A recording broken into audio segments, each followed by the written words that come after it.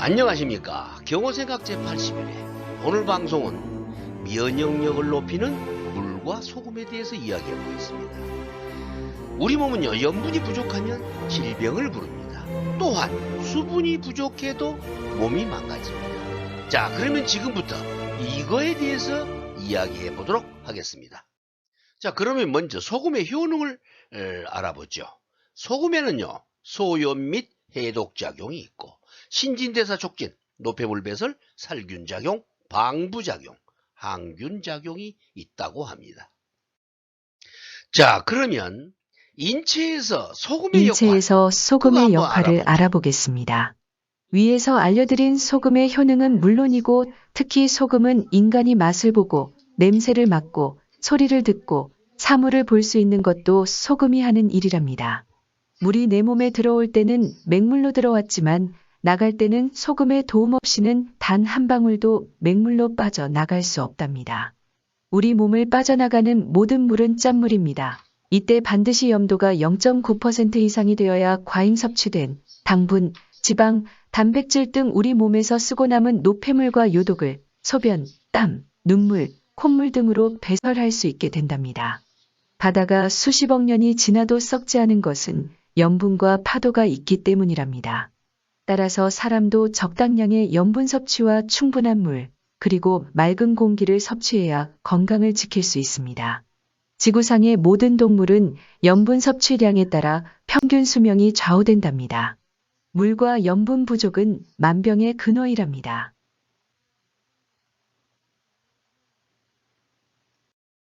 자, 그러면요, 인체에서 소금의 역할을 우리가 알아봤는데 나트륨이 부족하면 나타나는 증상이 뭐가 있을까요? 이 나트륨이 부족하면요, 식욕 감퇴, 신장 기능 감소, 급성 저혈압 증세, 빈혈, 소화불량, 복부 팽만, 두통, 탈수 증상, 무력감, 구토, 손발 경련, 심장 쇼크 증세, 이런 여러 가지 증세가 나타난다고 합니다. 여기 사진에 보시면은 이 사냥들이요, 나무 위에 올라가 있는 사냥, 또 절벽을 타고 있는 사냥들을 볼 수가 있는데요.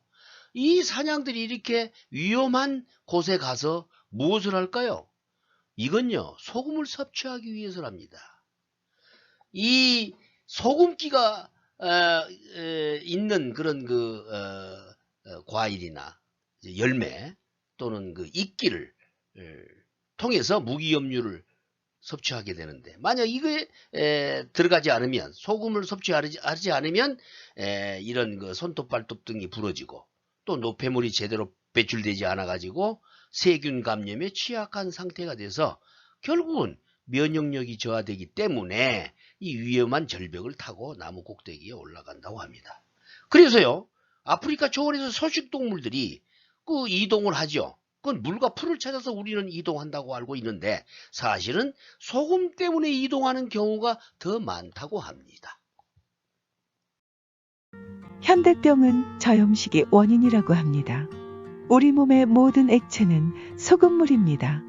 이 액체가 얼마나 짜냐, 싱거우냐에 따라서 모든 질병이 발생하느냐 마느냐 결정이 됩니다. 일례로 모든 암의 근원은 염증이고 염증의 근원은 세균이고 모든 세균은 입과 눈과 코를 통해서 들어오기 때문에 침도 짜고 눈물도 짜고 코점막도 짠 것입니다. 이 염분이 세균을 사전에 사멸시킵니다. 그런데 저염식을 하게 되면 살균작용이 안 되기 때문에 싱거워진 눈이나 코나 입을 통해서 침투하는 것입니다. 지구상의 어떠한 바이러스도 소금물 속에서는 존재할 수 없다는 것은 과학적으로 입증된 사실입니다. 들어가는 즉시 터져 죽기 때문이라고 합니다. 저염식은 자연 피임 식단이라고 합니다. 생제 실험에서도 나트륨이 결핍되면 번식력이 떨어진다는 논문도 있답니다. 많은 의사들이 음식을 싱겁게 먹고 물을 많이 마시라고 합니다. 그런데 우리 몸의 염도가 낮은 상태에서는 물을 먹을 수가 없습니다. 염도가 낮은 상태에서 물을 마시려고 하면 토하게 됩니다. 이런 현상은 몸의 염분이 낮아 몸에서 거부하는 겁니다. 이 상태는 체내 전해질 균형이 깨져 있는 상태로 오장육부가 면역력 저하 상태라고 생각해야 합니다. 우리나라 사람이 지나치게 짜게 먹는다고 걱정합니다. 그래서 고혈압이나 당뇨의 원인이 된다고 겁을 줍니다. 왜 이런 건강 상식을 주입시키고 있을까요? 오히려 하루에 소금을 3g 이하 섭취 시 고지혈증을 유발한다라고 합니다. 우리가 음식을 먹을 때 간이 안 맞으면 먹기 힘듭니다. 그것은 인체에서 염분을 원하고 있는데 염분이 없는 음식이 들어오면 거부하는 겁니다. 다음 자료를 보시면 한국인의 나트륨 섭취량이 세계 1위인데 세계 1위 장수국가입니다. 이상하죠? 자, 이 자료에 보시면요. 한국인 나트륨 섭취량이 세계 1위라고 해놨습니다. 그런데요, 여기 보시면 한국 성인의 하루 나트륨 섭취가 12g 이렇게 돼 있죠. 일본 10.7g, 영국 9g, 미국이 8.6g 뭐 이렇게 돼 있습니다. 그래서 우리가 2.4배나 높다라고 하는데요. 장수 국가를 보면요. 한국, 일본입니다. 미국과 영국이 아니에요. 그런데 로마 시대 로마인은 하루 소금 섭취량이 25g이었다고 합니다. 그러면 우리 12g이면 뭐 몇 배나 많습니까? 엄청나죠? 그 다음에 1959년 그 탄자니아 초기 인류 화석에서 보니까요. 이 사람들이 소금 섭취를 위해서 타이거너트라고 이런 그 열매가 있는데 그 소금 함량이 한 개당 9g이라는데 이걸 하도 많이 먹어서 그 강한 턱하고 어금니가 심하게 손상되어 있는 것을 발견했다고 합니다. 자, 소금은 많이 먹어서 나쁘다. 그럴까요? 자, 여기 WHO 나트륨 권장 섭취량이 5g인데 우리가 병원에 가면 맞는 그 링거 수액 있잖아요. 1000mg의 나트륨량이 9g이나 들어있대요. 그 한번 이 영상 보시겠습니다. 소금을 많이 쓰는 곳이 병원입니다. 아파서 병원을 가면 보통 생리식염액을 맞게 되는데 이 생리식염액이 바로 소금물입니다. 국가에서 지정한 나트륨 하루 권장 섭취량 5g, 수액 1000ml의 나트륨 함량은 9g. 이상하다고 생각들지 않으세요? 이상하다고 생각되지 않습니까? 물을 많이 먹으라고요?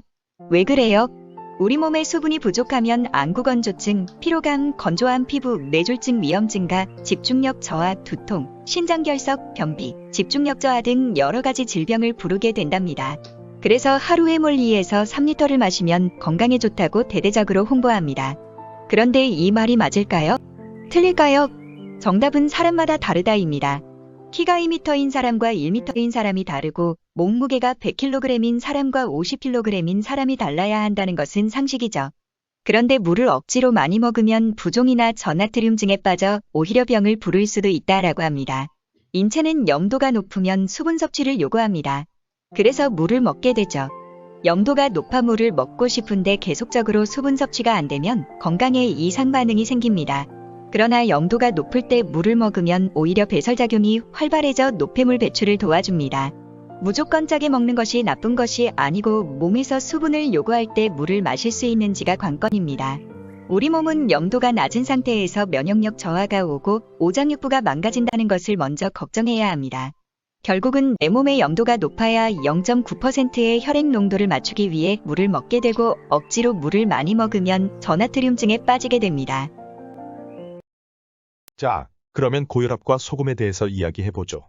의사들은 고혈압에 짠 음식을 피하고 저염식을 권장합니다. 그런데 소금 섭취가 고혈압과 무관하다는 연구 결과가 차고 넘치는데 숨기고 있다고 합니다. 고혈압 환자에게 소금을 투여하면 일시적으로 혈압이 상승하지만 곧 혈압이 떨어진다는 실험 결과도 있답니다. 의심스러우면 환자 스스로 소금 섭취를 조금씩 늘리면서 혈압 체크를 해보시면 아시겠죠. 미국 심장학회에서 고혈압 관련 최고의 상인 지바상을 수상한 아오키 규조 박사는 고혈압은 98% 이상 소금과는 관계가 없고 오히려 신장이나 호르몬, 혈관이나 혈액의 문제라고 했습니다. 아인슈타인 의과대학의 올더만 박사가 25에서 75세의 28만 명의 염분 섭취 설문조사 결과 염분 섭취가 높은 그룹이 가장 오래 살고 고혈압 심근경색 질환이 적었다고 합니다. 여러분은 어떻게 생각되십니까? 자, 이렇게 방금 전에 고혈압과 소금의 관계를 우리가 살펴봤는데요. 고혈압이 소금의 문제가 아니고 혈액이나 뭐 여러 가지 다른 뭐 신장 문제 등등의 원인이 있다, 이렇게 이야기를 했는데, 여기 보시면요, 혈액의 염도가 낮으면요 포도당 농도가 높아져서 피가 걸쭉해진답니다. 피가 걸쭉해졌을 때 일어날 수 있는 일, 고혈압, 당뇨병입니다. 그리고요, 신장은요, 체내에 염분이 부족하면 소변 속에 있는 염분을 다시 한번 걸러가지고 체내로 돌려보낸답니다. 염분이 부족하니까. 그러면 소변의 양은 줄게 되고 체내의 노폐물 또한 배출되지 않고 독소가 쌓이게 된답니다. 이렇게 자꾸 악순환이 돼서 신장 기능이 나빠지고 결국은 당뇨, 고혈압, 심장병 이런 거 유발한다고 하죠.